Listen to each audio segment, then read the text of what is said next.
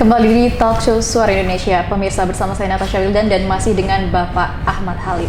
Nah, Pak Halim, seperti yang tadi Wildan bilang, beberapa hari yang lalu ribuan massa menggeruduk kantor DPRD ya. Ini sejauh apa upaya yang telah dilakukan oleh DPRD terkait dengan pemakzulan Bupati Jember, Pak? Iya, di Rabu kemarin ada kelompok, bahkan kalau kami sampaikan ribuan massa menyampaikan aspirasinya, tuntutan berupa agar DPRD menggunakan haknya, yaitu hak menyatakan pendapat, dan itu sudah terjadi. Kemudian diputuskan bahwa DPRD menggunakan hak menyatakan pendapatnya dan disetujui oleh 7 fraksi. Di mayoritas hampir semuanya fraksi setuju untuk menggunakan hak menyatakan pendapat. Ini mungkin yang berbeda dari daerah ataupun kejadian yang ada di daerah-daerah lain tentang penggunaan hak menyatakan pendapat. Artinya di DPRD Kabupaten Jember 100% semua fraksi, semua partai yang punya perwakilan di parlemen DPRD ini menyatakan setuju untuk menggunakan hak menyatakan pendapat itu. Poin hak menyatakan pendapat itu adalah bahwa berdasarkan hasil pemeriksaan dari panitia angket maupun dari interpelasi bahwa telah terjadi pelanggaran tentang tata kelola pemerintahan.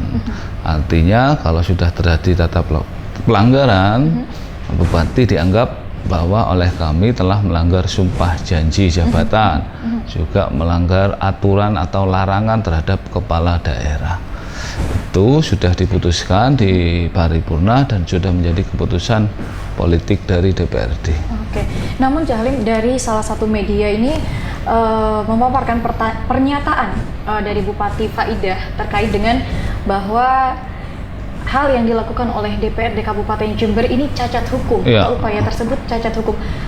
Kalau saya lihat dari pernyataan Bu Faidah, cacat hukum karena materi yang diberikan oleh DPRD ini tidak seluruhnya dapat dipersiapkan oleh Bupati. Ini sebenarnya bagaimana, Cak? Iya, kaitan ada semacam pendapat atau alibi dari Bupati itu sah-sah saja. Bupati menyatakan seperti itu. Cuman fakta sampai dengan saat ini DPRD juga pernah digugat oleh salah satu warga tentang keabsahan angket. Ini kan hampir sama. Angket dengan HMP digugat dan ternyata sudah diputuskan oleh pengadilan bahwa itu bukan menjadi ranah dari pengadilan untuk memutuskan.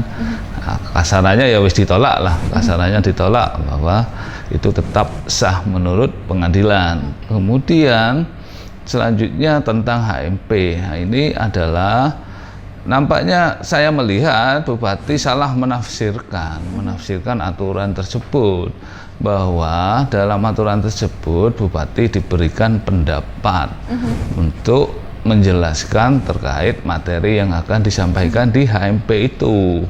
Nah, yang dinyamakan pendapat itu kan harusnya kemarin sebelumnya diputuskan untuk hadir, namun Bupati tidak hadir.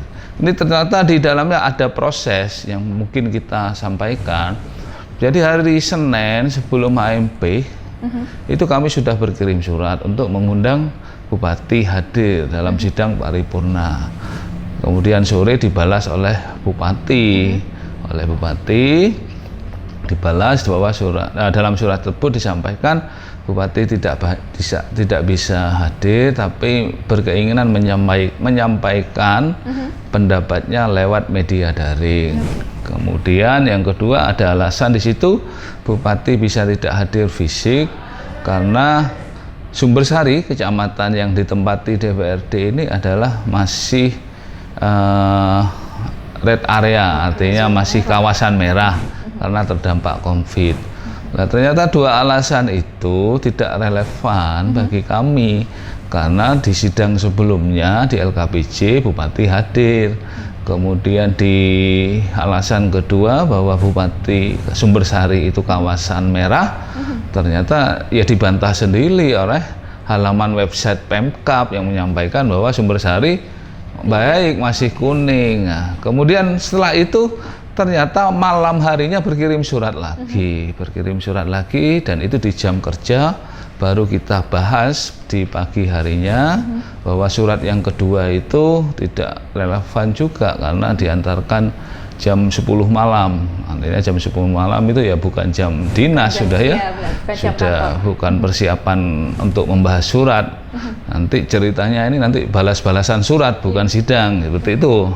Akhirnya diputuskan bahwa karena paripurna ini diputuskan oleh Banmus itu kalau di DPRD adalah penyelenggara agenda kegiatan, otomatis itu sudah keputusan tertinggi di tatip kami, tidak bisa diganggu gugat. Akhirnya berlangsunglah sidang tersebut. Di tengah sidang tersebut berjalan, ternyata Bupati masih mengirimkan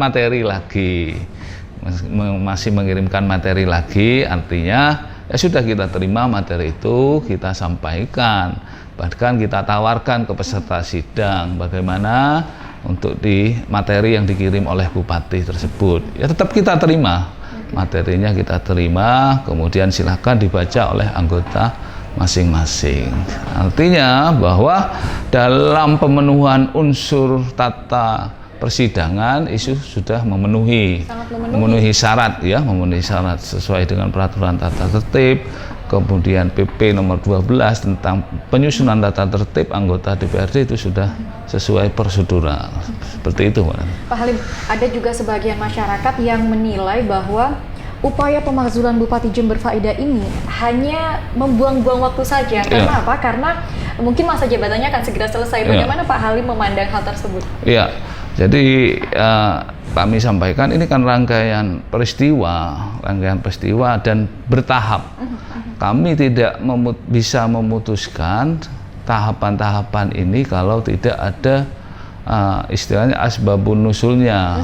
Artinya terserah masyarakat mau menilai seperti itu, tapi kalau tiba-tiba ada HMP, tidak ada asap, tidak ada api, kan tidak mungkin.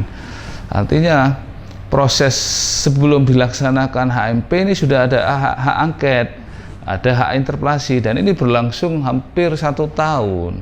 Bahkan ketika hak angket mau menjelang HMP itu, karena situasi waktu itu masih dalam pandemi, kami tidak meneruskan, malah karena kita pandemi, kita break dulu urusan politik, kita fokus untuk membantu masalah COVID di Jember ini. Artinya kenapa kok disampaikan seperti artinya menjelang pilkada lah, tuduhannya seperti itu ya, karena memang prosesnya berjenjang seperti itu. Bahkan kalau tidak berjenjang, kami yang salah.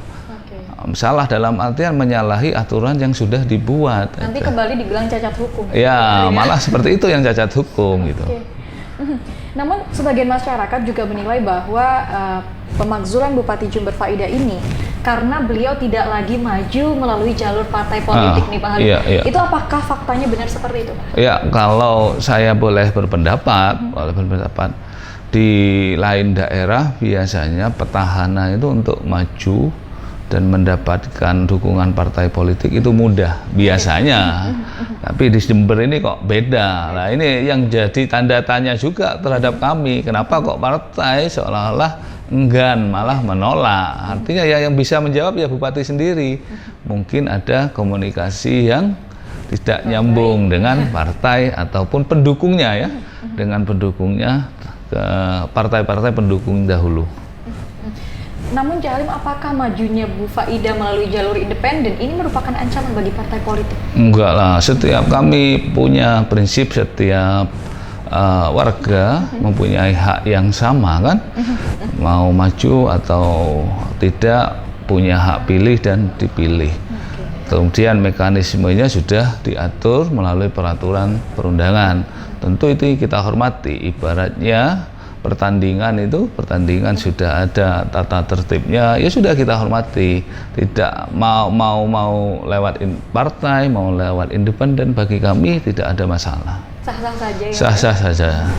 Nah, Pak Halim, kalau misalkan kita lihat juga dari permasalahan-permasalahan yang telah terjadi, bahkan tadi Pak Halim bilang 4 tahun yang lalu, ini ketika nantinya Bupati Faidah kembali menerima amanah dari masyarakat melalui jalur independen ini, apakah menurut Anda polemik yang sama akan kembali terulang, Pak? Kalau saya berpesan terhadap bupati yang terpilih akan datang bukan hanya kepada incumbent tetapi kepada calon yang baru lah. Berpesan agar memperbaiki tata kelola pemerintahan yang ada. Kemudian yang kedua, kenapa? Karena ini adalah proses kunci ketika bupati baru nanti terpilih, yang akan bekerja dan akan membantu bupati adalah para PNS yang ada di bawahnya, karena mereka lah ujung tombaknya. Artinya kalau birokratnya nggak dibetulkan, kemudian disolidkan, ini kan akan mengganggu program dari bupati terpilih dalam rangka memenuhi janjinya. Nah, seperti kita tahu bersama, kalau incumbent ini ya, incumbent petahana bupati yang akan maju memberikan 22 janji terhadap program kerjanya, namun realitanya kami melihat mungkin hanya sekitar 3 atau 4 yang terrealisir. Artinya bahwa nampaknya programnya itu tidak berjalan karena penyampaiannya terhadap para pelaksana di lapangan itu kurang baik. Salah satu permasalahan yang menjadi pemicu dimakzulkannya Bupati Faidah oleh DPRD ini adalah terkait dengan penyusunan APBD. Ya begitu ya Pak Halid ya. Kita akan melihat pemirsa sebenarnya bagaimanakah peran dari DPRD Kabupaten Jember dalam perumusan anggaran pendapatan belanja daerah ini. Namun kami akan membahasnya setelah jeda pariwara berikut ini.